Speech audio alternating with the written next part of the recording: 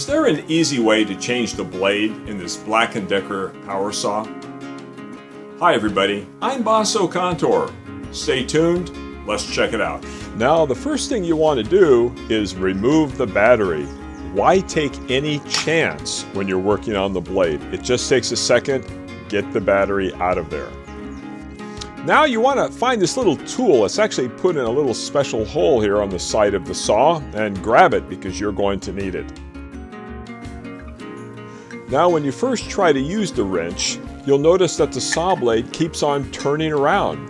So you need to find a way to stop the saw blade, and the manufacturer has an easy way to do this. They have a button at the top and you simply depress it and it will stop the saw blade so you could change this blade. Well, once you've got the saw blade stopped, it's very simple to remove the bolt. And remember, you're going to go clockwise, which is the opposite way that you normally go to remove a bolt. Clockwise. Now once you've got the bolt out of there, it's not too tough to sort of shimmy the blade out of the mechanism. It's pretty simple.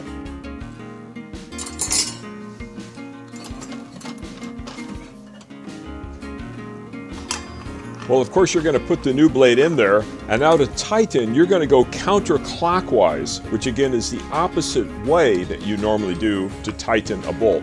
Counterclockwise to tighten for the saw blade.